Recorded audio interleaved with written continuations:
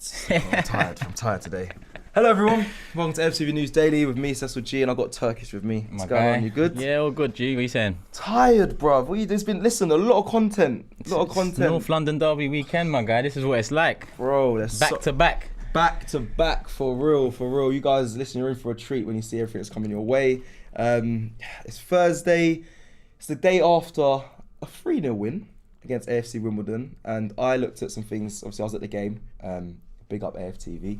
I was at club level, living the dream and all that. Nice. Enjoy? Get a little program as you come in. You know, no queues for the toilet and all that. It was nice. It was nice. Had a good seat and got to watch the game and just take some notes down from yesterday. So we got 5 things to go through. I want you guys in the comments as well to say, I don't know if anyone was there, what you thought of the game and if anything you picked up. But let's start with, I guess, number 1 on there.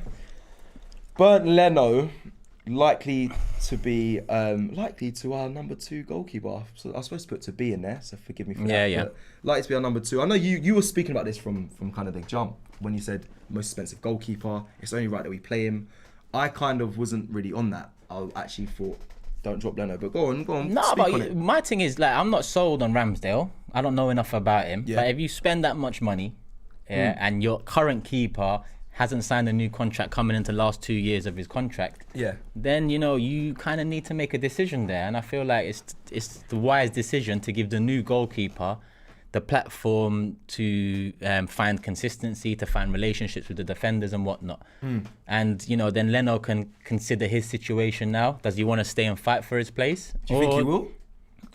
Listen, at the end of the day, we made a decision in summer 2020 where we sold Martinez and we kept Leno.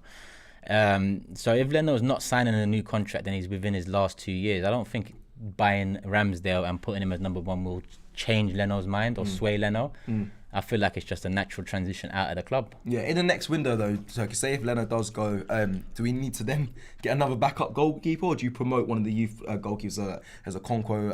Hein is people been speaking about Hein quite recently. What would you do? Do we need a backup, or do you think Ramsdale just holds in there after, obviously, if Leno does go? It's a scenario sort of question. Well, I think you need to keep hold of Leno till the end of the season. Unless an outstanding offer comes in January, I think to put Arsenal in the best possible position to hopefully fight for an FA Cup, a League Cup, and a potential top 6 position in the league, you need to have an adequate backup goalkeeper. Yeah. So I think relying on Hein or relying on a Okonkwo, it's not the right thing to do now. We already rely on so many young players. I don't think that's the right way to go about it. So I feel like unless an outstanding offer comes in January, then sell Leno in the summer when he has a year left. Obviously his value goes down then, but at the moment I don't see much difference between his value in January coming or his value in the summer.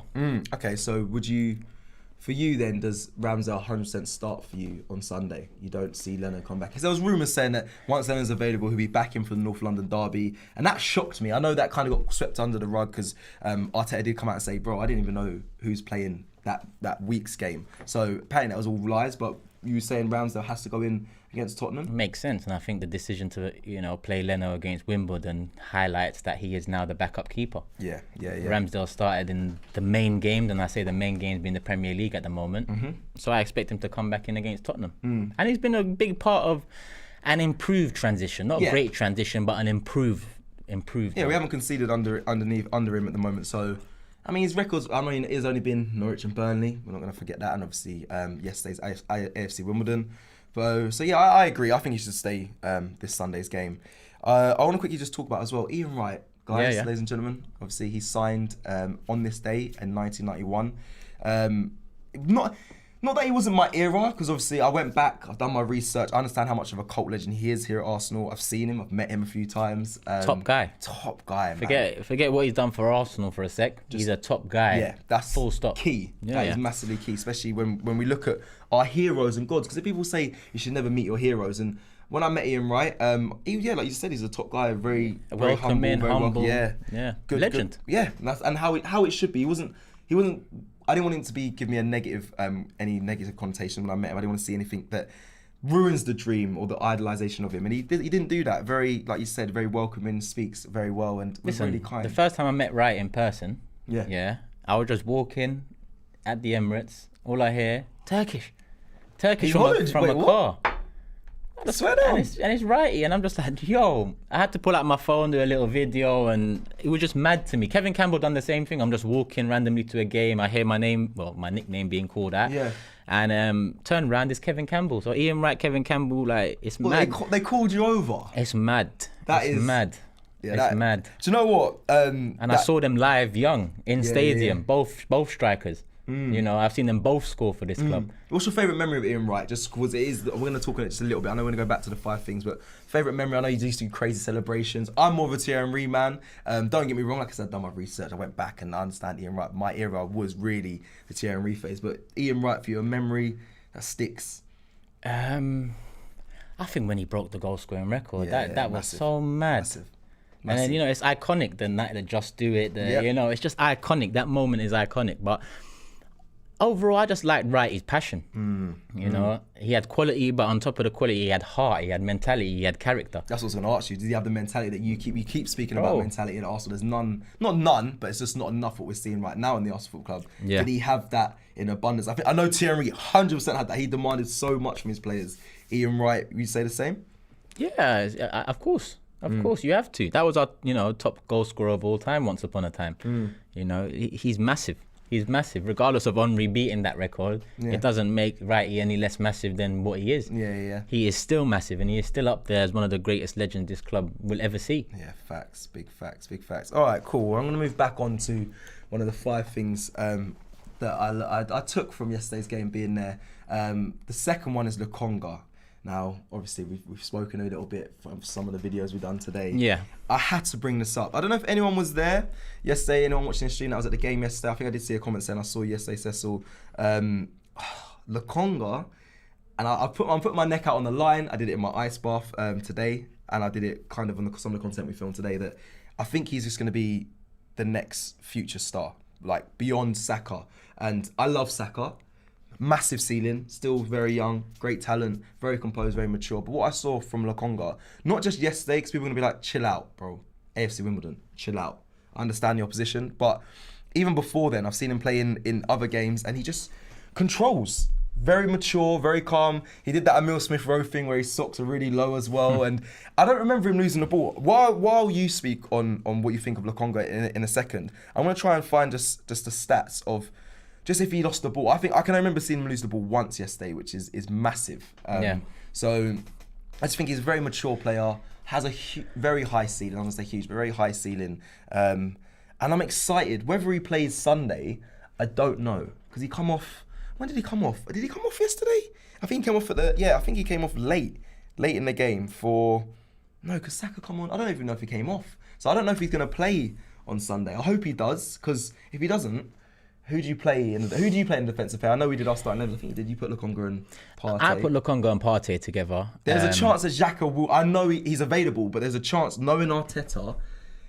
I can't believe I'm saying this. There is a chance that he will start this Sunday, because he knows what it takes to be in a derby. So, I don't know. And we've got to remember, he did play a lot of minutes, Lukonga, Not yesterday. all experience is good experience. You know when people tend to say, we need experience, or he's experienced, you've got to look at what that experience entails. Is it good experience, great experience, or has the experience been bad, negative? And I think a lot of the time with players at Arsenal, including Xhaka, the experience he's shown over the years hasn't been adequate to what we would expect from the word experience. Right. You know, you'd expect someone experienced to come in and calm things down, be a leader, a character, arm around the shoulder type, motivate, nurture, help develop. But in essence, Xhaka has been good at best at times. But other times he's been part of rash hanging out other players to dry, essentially, with red cards and rash tackles and whatnot, being exposed for lack of mobility in the middle. But I do agree with you.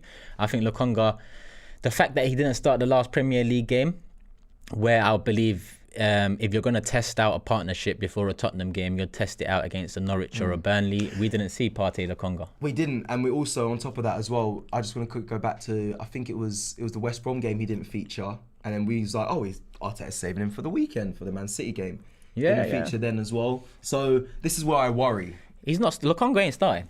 Lokonga, listen, okay. Arteta might throw a curveball. I'm gonna say Partey and Lokonga are not starting together, so one of them will miss out.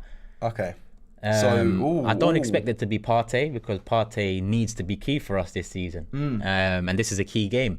So I expect if one is to be, not dropped but protected, used as a backup, it will be Lokonga. Yeah. I agree with that. I think it's a shame though, because then what we're seeing, so you're likely going to see Partey and Xhaka is then what you're we don't know, but that's what probably Arteta will probably go with what you're saying there.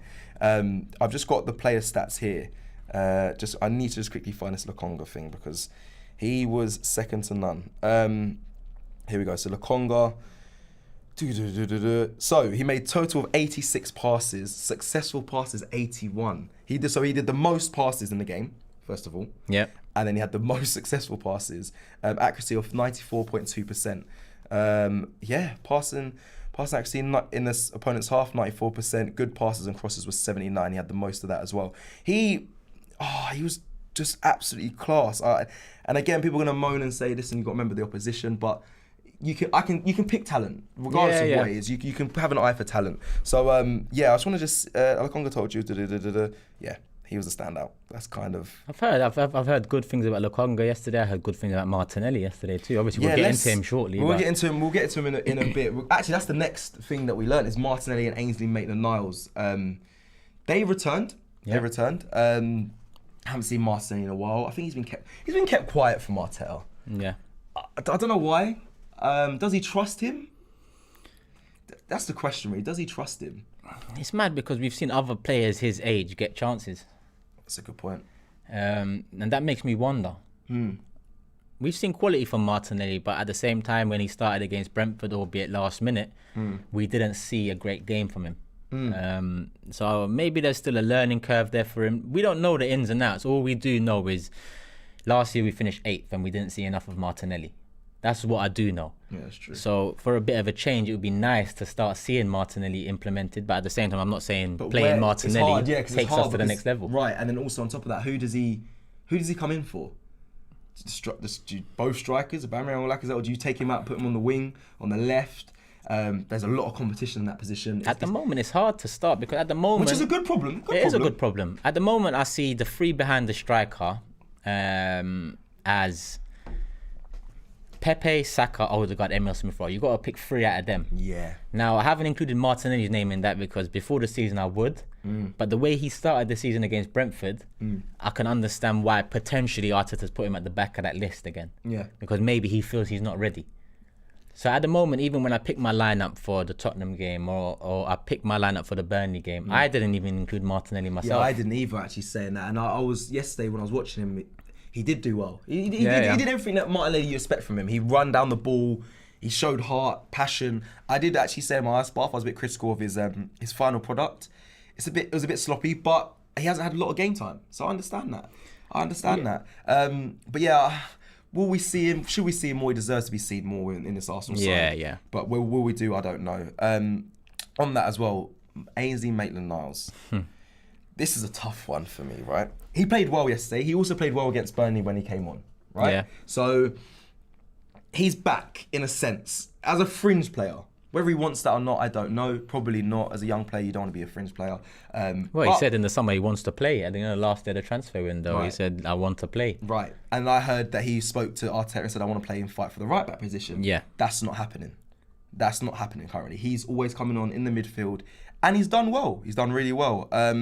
So whether we'll see him going forward, I don't know. I think he's earned his right to play more in this Arsenal side. He does offer quality. When he come on for Partey, nothing really changed. He was still solid in there. Whether we'll see him more, is there a lot of competition for him in that midfield? Would you rather him not move on? That's quite hard to say. But in January, potentially he might be getting his value put up from doing his small appearances for maybe a move in January. What's your thoughts on Ainsley Maitland-Niles? People think I'm critical of him, but I'm not critical of him like I am critical of other players. I don't blame Maitland-Niles for any of the mistakes over the last few years, the decline over the last few years, the state of Arsenal over the last few years. I don't put that blame on him, because essentially he came through as a midfielder, attacking player, He got diverted into a right back position. Yeah. He's played left wing back for us in the FA Cup final run-in. So there's not too much I can blame Maitland-Niles for. But at the same time, I think summer 2020, when Wolves were interested, we should have done the deal. Yeah. This summer, we should have done a deal. You know, I feel like we haven't pulled the trigger on that one, and it's resulted in, you know, that last day of the transfer window, he's crying out for help, let's say, because that's what I saw it as, a cry for help. And it puts the club in the limelight for negative reasons yet again. Reasons that could insinuate maybe dressing room uprest. Being big time and asking like, I want to play in the midfield. Yeah. And like going to maybe on loan, which I think I was only spoke about once, but going on loan. And then, I don't know, we don't know the truth. He demands playing in the midfield against for when he went on loan to West Brom. But I don't know. But I like Ainsley Maitland-Niles, I'm going to be honest. And I hope he finds... I don't know. I hope he finds a place either in this Arsenal squad, wherever. If he's a squad player, I think at his age he should be happy to be a squad player. Yeah. I don't think there should be a way. I don't think there should be an argument where he's like, I should be starting week in, week out. Definitely not right now. I think Willock's kind of the shining example of that. He had a really good loan spell. Yeah. Could have said, I don't want to go to Newcastle, and then stayed and tried to fight and be a fringe player, or not fringe player, but a squad player, and be used, I'm sure. But instead, obviously, he went over to Newcastle, and he's doing very well over there. Good luck. Good luck to him. Right. Like I would have said, good luck to Maitland-Niles as well. There's players I won't say good luck to because I'm happy to see the back of. But there's players I would say good luck to, like a Maitland-Niles. Yeah. Like a Joe Willock. Yeah. You know? Okay. Fair enough. There's a lot of comments coming on. We're gonna go to the comments in a second. Yeah. I've seen people coming for the jacket. Where's your collar in that? I know. I see them in the comments. Allow me. Listen, they're just people are coming for my jacket. So I'm just gonna roll this one. There's the collar. Don't let them get to you, man. That's what you're talking about. Don't let them get to you, bro. It's my list. Keep the drip on, man. Where's the collar? No, I cut it off. It's something different. But we're gonna go to the super chats and the comments in a second. I can see you lot all sending comments. Thank you so much. We'll get to you guys in a second. We did speak about on number 4. I did put Partey is needed for the North London derby. We'll speak on that. 100%. However, there's something I didn't add to this list of 5 things we learned. Now, Emirates is a big pitch. We're very aware of that. It's big. It's very big. I went to Burnley. It wasn't as big as Emirates. And what I've noticed of recent, and this frustrates me as an ex-player and just someone I think the pre-season's kind of just finished. The season's just started. You should be prepared, fitness-wise. Yeah. That's the minimum I kind of expect. When I was a player, I wanted to work hard and basically just be fit enough to do my job. I saw a lot of players yesterday just not being able to manage the size of the pitch and look sharp due to how big the pitch is and getting around. Like there was times where players, hands on their hips, trying to catch their breath, even before, like moments after they've been involved in play. And I was just thinking, better teams will expose this. I think the likes of City, they also have a big pitch, but they're very efficient. They know when to pass, when to kick up the gears. Arsenal weren't doing that yesterday. There was a lot of the game was 1-0, 60 minutes, and it felt like we were comfortable at 1-0 because we didn't have the fitness and ability to just go, let's kill this team off. That's a big worry for me. I didn't add this to the 5 things, but please look out for that. You're going to the game on Sunday. First game of the season. Right, first game. Let them know because people don't know that Turkish is, well, if you follow the channel, you'll know that Turkish has done a lot of the watch-alongs, hosted, been amazing here, carrying the watch-alongs. But he's going to his first game of the season this Sunday. Speak on it. Let them know why you haven't gone. I haven't gone because I haven't had that, that natural urge to go to games. Yeah. When the season ticket renewal came about, instinct kicked in, and my instinct, having done it throughout my life, is to renew.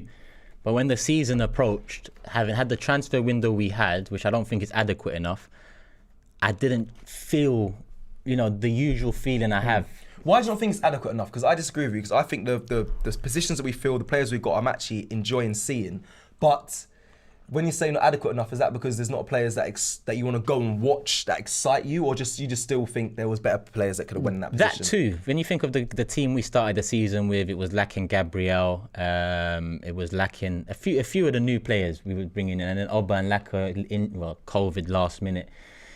Going into that Brentford game, we wasn't in a great position. As a squad, we wasn't prepared, and the result and the performance proved that. Yeah. And then Chelsea and Man City next, and I've been Chelsea and Man City many times, knowing that that is coming. And it came. Yeah, so yeah, again, it was proven correct. Now, after international break, I said to myself, look, Tottenham game's coming up. And that Tottenham game, forget everything for a sec. That Tottenham game means something in isolation. Even regardless of league position, it means something. Yeah. So I said to myself, I'm going to go to that game. And I said to myself, Arsenal need to, you know, fill me with a bit more confidence. Yeah. Because I'm not filled with the most confidence, but I'm definitely more confident now than I would have been before the international break last time at bottom of the league, no goals and so on. So now they've done the bare minimum, 6 points out of 6, Norwich and Burnley. Yeah. We moved to Tottenham. If you couple that up with Tottenham losing their last 2, this opportunity on Sunday means, you know, our last international break, we went in, Tottenham 9 points top of the league, Arsenal bottom 0 points. Potentially 3 games later, we're both on 9 points.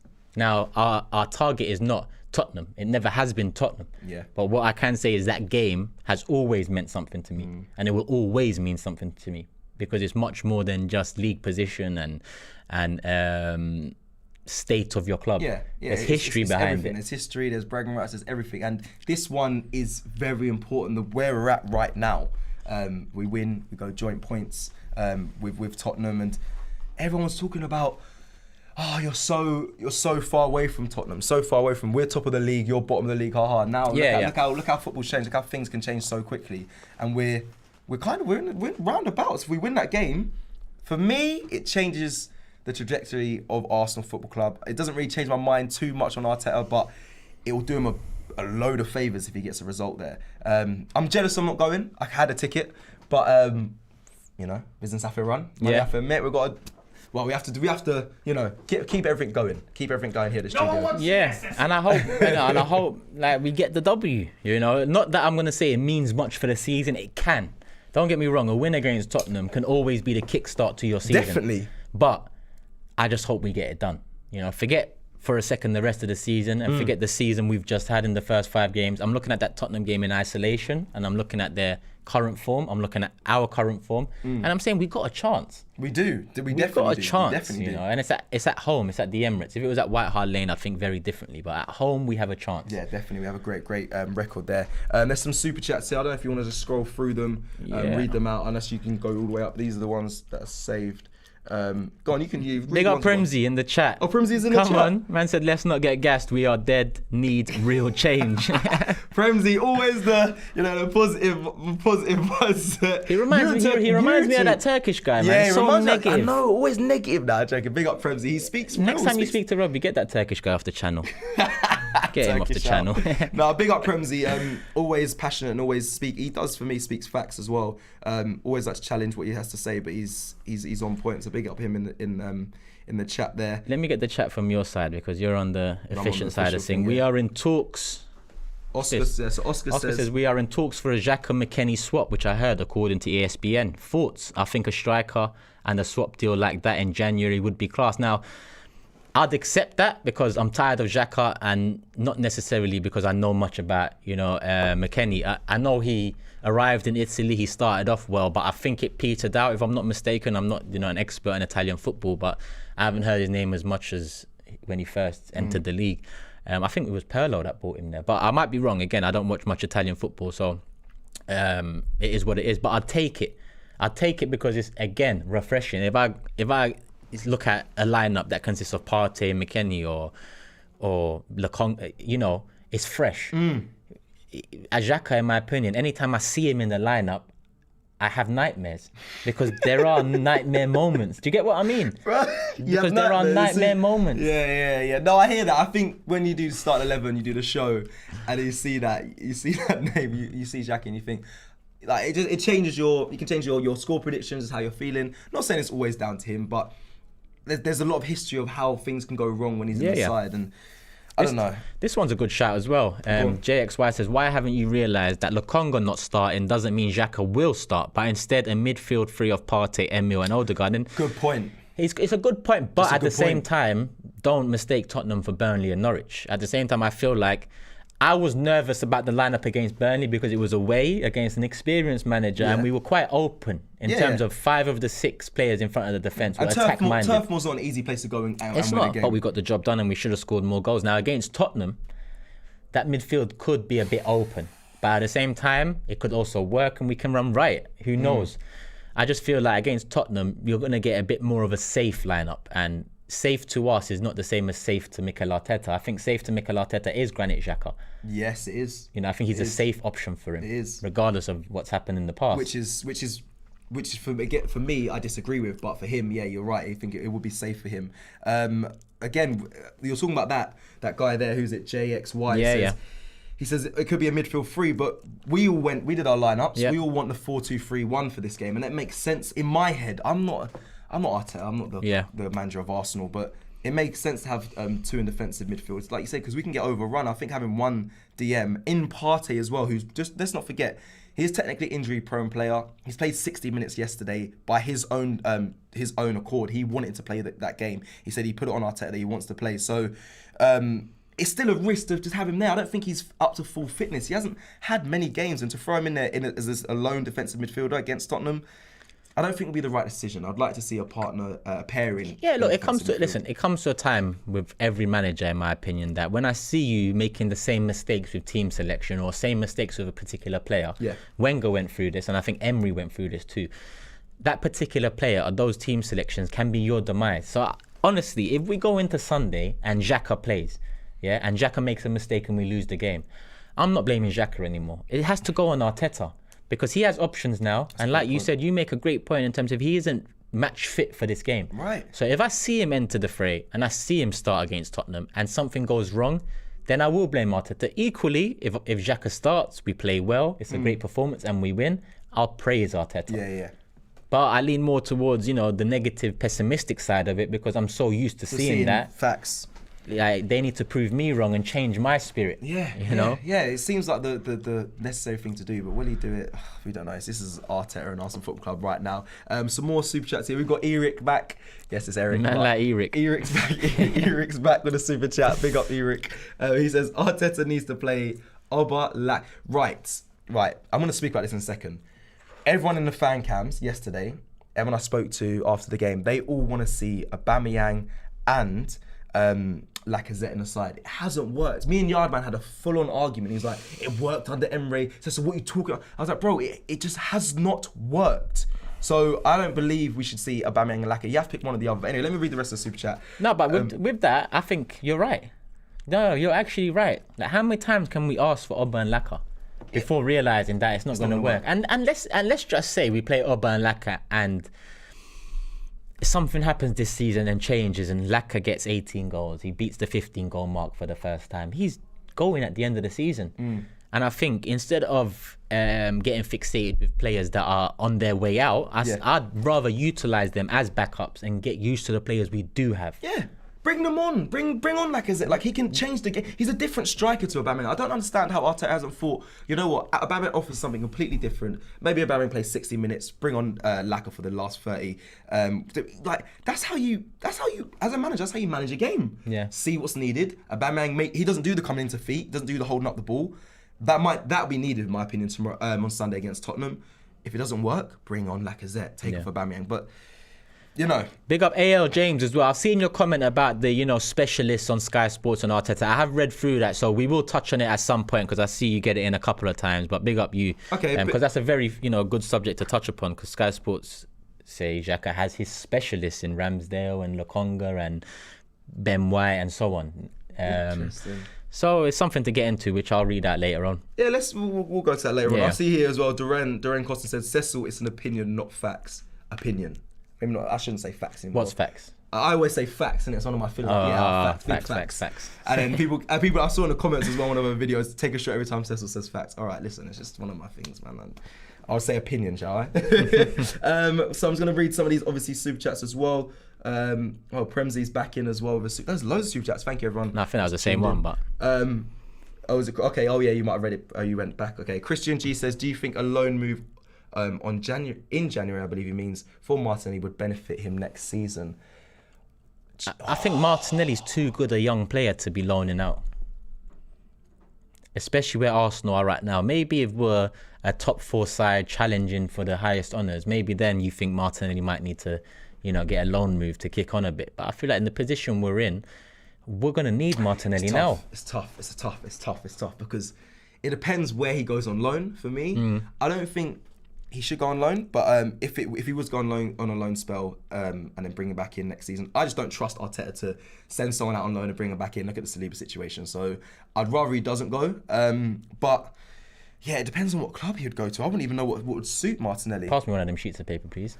Oh, you're gonna? No, I'm not gonna write. I just got one of my guys complaining here about gum, so I'm gonna do the right thing. Okay. No, you told me not to take off my jacket and said, yo, no. No. But he's saying that Turkish, you're the greatest signing at AFTV. Remove the gum, man. And I've got to listen to the people. Let me get rid of that. Ouch, that hurts me, man. There you go. What, am I not the greatest signer? There you go. No one cares about your bloody jacket, sir. No one cares about me. No, joking. Sorry, where was we? Sorry. Where was he? Back to it. So yeah, the loan spell. But we touched on that. Premsy, you're right. In what you said earlier. Amit S. We haven't gone through the 5 things, by the way. We're gonna come back to that after this. Good to see Cecil back smiling, but like he didn't want to be. Right, let's talk about this. Good to see Cecil back smiling. Looked like he didn't want to be there during fan cams, but agree with Turkish. No Xhaka and Derby. Also no Xhaka and Derby for me. Right, quickly, guys. So yesterday we did fan cams. It was manic. Absolutely chaos. I see it. Mental. There's videos on Twitter. Robbie got ambushed, and before Robbie came out of the ground, they were around us. And don't get me wrong, I love it. It's amazing speaking to you guys. We're just fans. I'm just a fan. We're all the same. I want to speak to you all. But yesterday, it was a next level. I was getting pulled from pillar to post. People, it was chaos. The police had to move us from our usual spot because I don't even know why people climb on top of the kiosk. So it was chaos, absolute chaos. Robbie couldn't even come and do player ratings with me. He couldn't even do it. Even 2 hours after the game, he couldn't come back. The League Cup ones are different. Next level. It's not that I didn't want to be there. Of course, I wanted to be there. It's Arsenal Football Club. We've just won. I was gassed. I just want to be able to get the fans' opinions of people I want to speak with. I couldn't really do that properly because it was nuts. It was manic. But listen, like you said, you appreciate it. We all appreciate it. Love for the love, as always. Love for the love, of course. And I like that, League Cup, you get more young fans coming out because it's more accessible. But at the same time, I've been there. I've been frustrated in that time, in that moment too. It's much better after a win than it is after a loss. Right. But, love for the love. That's how I see it. Love for the love. And like I said, if you're ever there, come and speak to me. Come and get involved. We want to hear from you guys. That's what it's about. It's what AFTV's birthed off. So, but just understand that we want to hear from you. So let us hear from you. Yeah. So that's that on that. Shresh is here. Big up Shresh, regular. Xhaka has experience, and you need it for Højbjerg. I think Partey's got enough experience. If you think about potentially, Partey's got the most experience of any midfielder across the both clubs. I actually think Højbjerg rattles Xhaka. I actually think he has won over. I don't know what it is. Every time I've seen them play against each other before, and I feel like Højbjerg mentally won the battle, and I don't want to see that happen this Sunday.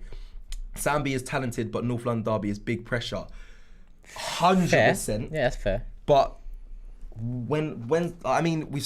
I trust him. I really trust him. Even though that's a fair point, it's like, what has Xhaka given us under pressure? What has El Nene given us under pressure?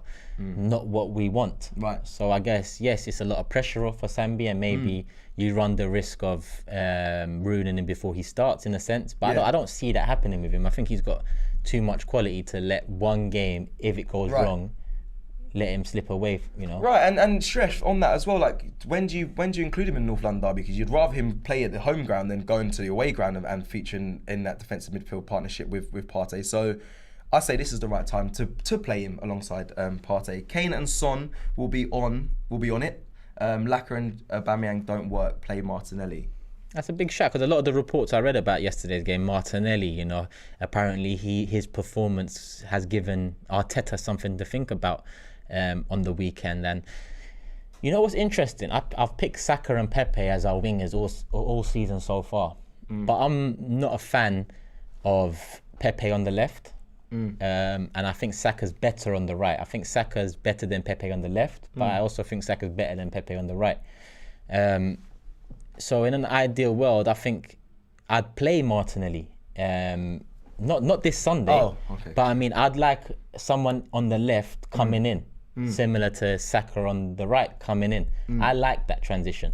Some might argue that you need at least one side to have an out-and-out winger hugging the touchline, getting crosses in, but we don't, utilise that enough as it is. Yeah. On the left, we have Kieran Tierney. So if we have Martinelli cutting in, you have Tierney overlapping anyway. Whereas if you've got Pepe on the left, I think at times it can. Listen, it's worked at times, but at the same time, you know, Pepe hugs the touchline. Right. Tierney, same thing. But again, I've picked Pepe the whole season so far. So Yeah, I'm still not sold, personally, on Pepe, but his stats don't lie. I think he's had the most assists, most contributions towards our goal as well, for our goals. So yeah, his stats don't lie, but I still want to see more. Like a Son, that's kind of the effectiveness I wanted from Pepe. I haven't yet seen that, but you know, it's still early days in the season. He's still got. Don't get me wrong. Even though I've picked Pepe every single game, he hasn't given me a game where I'm saying yes. This is it. Yeah. Finally, yeah. But I think as big as the next 6 months is for Pepe, it's the same for Robert too. And there's a few players where now till January will say a lot for how I feel about them moving forward. Yeah, it's unfair to criticise Pepe so much when there's other senior or experienced players around him that aren't also pulling their weight. Yeah. At the same time, time, Pepe's had 2 years, Right. so you Okay. know, slowly but surely, you know, you got to show us being something. fair is being fair. Yeah, okay. Will Rickett says, Cecil, you hear from us every day, but you and James don't read comments. Too much time waffling and chatting. Big up Will though, he's a regular. Josh in, Cecil out. All right, Will. Josh in. Didn't know. All right, Josh. All right, Will. Don't take it personal. No, Will's I'm a not. good guy, Will, man. I rate you, Will. Just. And he cares a lot for the club. That's one thing about any comments I see that he does make. It's always about stop going matches, stop buying merchandise, stop doing that. this. And I feel like it's my burner account at times. So big up Will. Big up Will, man. But at the same time, Will, I don't think you haven't bought no merchandise this year. No, I know. I saw something James about hasn't merchandise. bought no merchandise this No, year. James has a lot of merch, but not this. He didn't buy it. No, he didn't buy it. Yeah, he was given Yeah. a gift for something, From but someone he else, hasn't bought He it. hasn't bought it. And I say merchandise. I saw you at the armory today. You're a liar. I was at the Armory today filming Ask the Fans. That's why I was at the Armory. And I'm not wearing merch. I'm Robbie, wearing... on the other hand, you see that youth there? Hey, he needs to be put in the He needs to headlock. start listening, man. He needs to start listening, man. Right, we're going to quickly go on to number 5. There's so much super chats and comments. Thank you, everyone. It's always good when you guys are here. And Engage. please hit the like as well. 2,900 people in. Me and Turkish are back together. Hit the like, man. You already know what time it is. Quickly, so number 5. Can you see number 5? We need a throwing coach. This, bro, Tavares has the Bellerins, fam. He has the Bellerins. Swear. Yeah, he can't throw the ball, bro. But did he get foul throw though? Foul throw yesterday. One. And then the ref, I believe, was just like, I can't even bother to pick him up on it again. He got one foul throw against the other team, and then he did the same throw. Like, Tavares had a good game, well done, but bro, throw-ins, or Arsenal, this is your job. No, it's not. You're professional footballers, blood. Like, you've grown up. I can't lie to you, no one's ever had to teach me how to throw in a ball. Thank you. Like, I couldn't believe it. And if I do it, Bro. and to be honest, I don't get it wrong. In Sunday League, sometimes I have, produced a foul throw. But the embarrassment of that situation, because I think to myself, hold on, how the hell did I just throw this ball wrong? So I make sure that I don't do it again. You get what I'm saying? Because sometimes when you're in a rush, you might take a foul throw because you're in a rush. Okay. You need to attack quickly, get the ball down the line, pick it up quickly, your foot might come off, you might not swing the line. Right. But no, they had time to take these throw-ins. He did 3 throw-ins, if I remember correctly. One was a foul throw. The second one was when Eddie Nketiah was really close to him. So I understand it was wrong, but the ref didn't give it. But there was one, he had loads of time, and he still, I don't know if the rules have changed. Maybe, it might be me. I don't believe they have, but the way he threw it was awkward. It should have been a foul throw. He didn't give it, but throwing coaches. There's coaches for everything these days. There's substitution coaches, there's warm-up coaches, there's offside or attacking coaches. There's so many. Arsenal, just hire one, do a session. I understand that under 9s get it wrong, but these are big professionals. I couldn't believe it. I'm sorry, I know that is at number 5. It is a random one, but on Sunday, just keep an eye out. Look for Tavares taking a throw. I don't think he'll be playing. Oh, true. Tierney back in. Tierney, be Tierney. Well, anyway, we'll look at that anyway next Yeah. time he plays. But listen, throwing coach is needed at Arsenal Football Club. That is it for the 5 things I've learned. I'm trying to think. There was something I did want to touch on, but I'm gonna leave it. People are still going for the jacket. Cecil's jacket is a foul throw waiting to happen. Let's move on to Jacques had more. Okay, here we go. Oh, there's a lot of super chats. Yeah. You take these and then we'll speak So through where it. was we? We've done the stress one there. Ghost clock. Okay, Ghost Clock. I just wish the Cronkies cared about Arsenal as much as they care about the Rams. I know that division very well, Seahawks fan. They are getting everything they want and are championship contenders. One thing I want to ask you, Ghost Clock. I was a fan of NBA growing up, and I still slightly am now, but I wouldn't say that much of a fan anymore. I don't know too much about American sports. I just know it's different. I just know, there's differences in salary caps and draft picks and so on. So I wonder if potentially giving his all at the American sports franchise he has is different to giving his all to an English football club. But we don't have draft picks that can save us from oblivion, 1 year potentially. We don't have a salary cap, or we're not competing with other teams with a salary cap and so on. But can you justify a £4 billion stadium being built for the LA Rams and no money investment here? Whereas some investment, not as much as a £4 billion brand new stadium with a 360 screen. Can you justify that when that's our owner, when we're asking for, just a couple signings? Of course you can't justify it. At the end of the day, if he's not doing the right thing at one of his clubs, we're well within our rights to say, hold on, you don't seem to care about this one here. You seem to care about those there, but we don't care about those there. We care about this one here. Hence why we are in the position we're in with him. Yeah. It's not just like people tend to think, Kroenke spent money. Like, stop saying Kroenke out. I will always say Kroenke out because he doesn't care. Yeah. It's not about he doesn't care. And until he shows he cares, I will bang on this drum for the rest of my life. Can he change that for you? Can he show he cares, and can you change your? Of course, as an owner, of course you can show you care. Yeah, and then change your mindset of saying, do you know what? It will take a lot more to change my mind than one summer of showing you care. But at the same time, he can do that. This summer just gone, he could have done that with Conte, for example. The next summer, for example, he can do it. He always has the opportunities to do it, but he hasn't. And we take the last 15 years and in fact double it, because the last 15 transfer windows include January transfer windows on top. So we've had 30 transfer windows with Kroenke as either majority owner or full owner. Yeah. And they've never, there's some transfer windows, in 2010 and so on, we only spent 50 mil or 30 mil or 10 mil on Czech that summer. Yeah. When there was players out there that could have really, I think, could have galvanised this club. Like, if you spend 10 mil, the right trajectory. 10 mil one summer, 20 mil another summer, 50 another summer, whilst your rivals are spending 100, 150, 200, 300 mil, then of course in 2021 when you spend 150, you're not gonna make inroads in catching them, because you've let them slip for so long consistently that I'm not being sold off of 150 million window. 2019 we had 150 million window. He probably thinks that he's done a good job. He's probably thinking, you know what, they can't argue with me now. I spent the most in the window. It's COVID as well. Let's not forget, I spent my money. They need to now get it right. Again, like you said, but he doesn't care. He's probably done that. And on top of that, whose money is it really? No one still knows this day, because there's so many loans that have been taken out from this club or from the owners that, who knows if it is actually Kroenke's money or not. Hence why I'm waiting to see. And, if it is his money, cool, I'll give credit where it's due, maybe a sprinkle of it. But at the same time, I'll balance that credit out with, a lot of the shit that he has done. And it won't match up. Fair. All right, let me read this super chat from Constantin. Says, Jacques had more than enough chances. I want to beat Tottenham and I will support the club. I just don't think the football under Arteta has a direction. I agree with that. What's this? Sorry, and Don actually, on the point I made, he said with his Rams, he doesn't care about draft picks. He goes for the top players in the NFL for his team, which, shows who he cares about more, I guess. Yeah, well, there you go. That just says Ripperdan Man Singh says Turkish needs a statue outside AFTV office.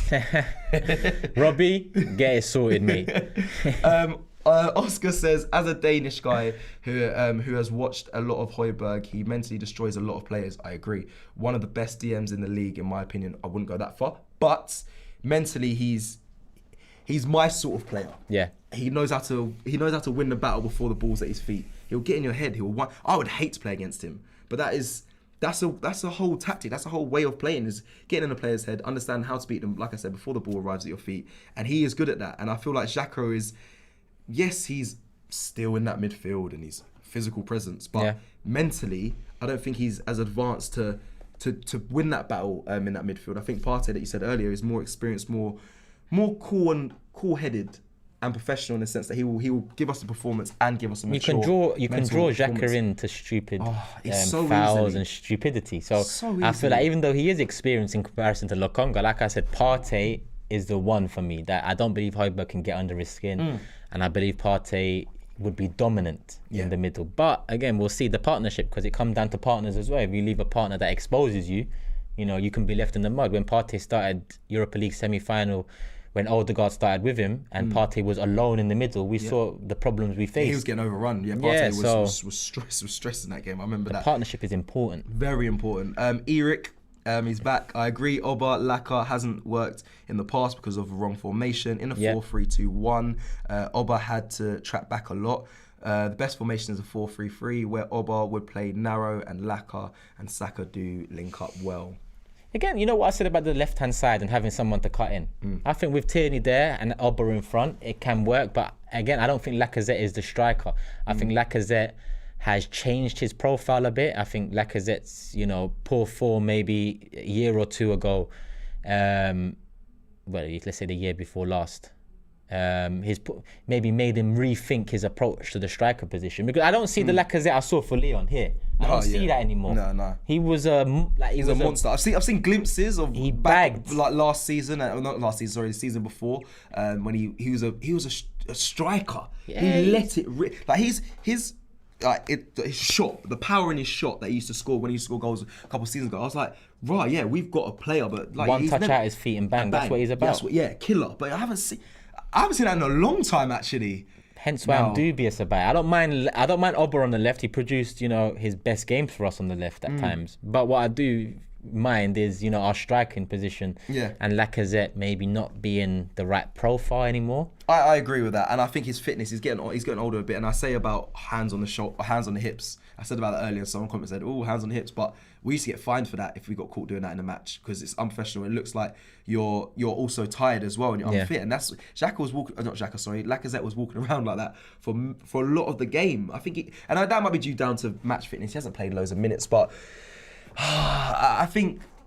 I don't see enough from him right now, and it's sad because I really like Lacazette, and he can definitely affect the game. He's definitely going to be key this season, but he's not the Lacazette of old from what I've seen so far. I wanted to touch on something quick. Oh yes, some more news. Just quickly, Arsenal supporting supporters. This is their new campaign. Me and James were on Daily News. I don't know when it was. Might have been like 2 weeks ago, and they released their first Arsenal supporting supporters campaign, where they're helping little businesses. Just basically evolve through, because obviously due to the pandemic, they want to show support. First one was the Tottenham. Excuse me, just down the road. Rob Holding was in the advert. Very good advert, if I'm honest. They had beers on the side. He went to pick it up, and then he picked up a bottle of water, saying, "I've got a match tomorrow." Funny, nice little campaign. This next one, if you can go on the Arsenal Twitter or the Instagram, and you'll see the new video for Arsenal supporters, and it's Auto Parts. It's just basically a company that do any part, any car, and they're just helping out. Aubameyang's in the advert. Pulls up in a Lamborghini, saying can I have some help. He gets some fluffy dice. Yeah. But it's just a nice touch. I like to see Arsenal giving back to the community and helping out. We do it here at AFTV a lot. Do we count as a local business? We also count as a local business and a business that can be supported by. They don't want nothing to do with us. It's a shame. It's a shame because I feel like we both benefit. We are small business, and Arsenal should work alongside us. But one thing I will give the club credit for is their community work. Yeah. That hasn't dwindled, and I've heard good things about them. I know someone who works within Arsenal in the community, someone from the end, someone from the same type of background as me, same type of upbringing as me, and he speaks highly of what the platform they've given him, what they've done for the community, and in terms of Arsenal in the community, he says it's a great thing.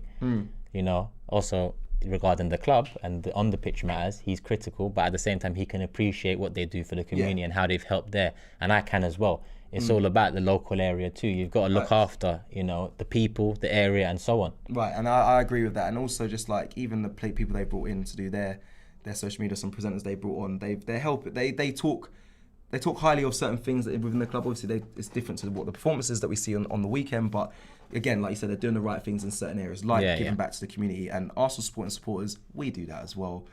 It makes sense, but it probably won't happen, but it makes sense for the link up. Anyway, we'll move on from that. Last little super chat here before we slowly close the show. Shref says, let's discuss Martinelli.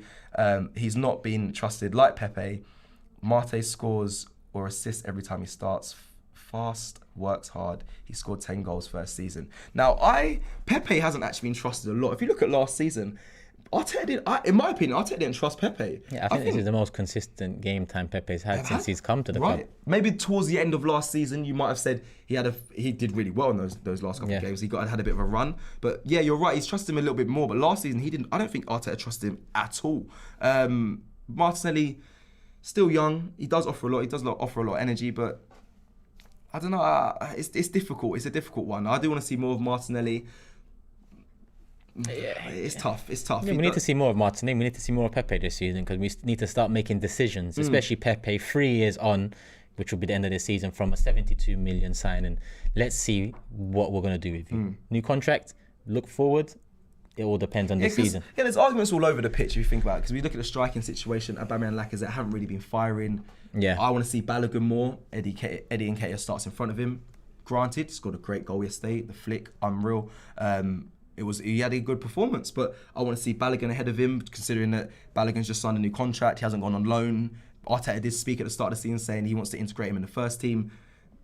Yes, he came on, but I want to see more of him. I was surprised to see Eddie Nketiah start over him, when I don't really know about Eddie Nketiah's future here at Arsenal, if I'm completely honest. I don't expect him to probably be here coming towards the end of his contract. I think at the end of the next window. So there's a lot of positions where we want to see people given chances, but Martinelli's happiness is the most important to me. If he's happy in the current situation and he understands it, I'm cool with it, because we rely on too many youngsters as it is, and I'm not for that in the position we're in. And we haven't heard anything from Martinelli to say he's come out and said, I'm not being treated unfair. We've heard it from many other players, but him, you don't really hear him complaining. So this is Pepe's year now. If Martinelli's happy in the current situation and he knows his time is coming, then Martinelli will get the time that we've given Pepe to see if he can be the next big thing at the club.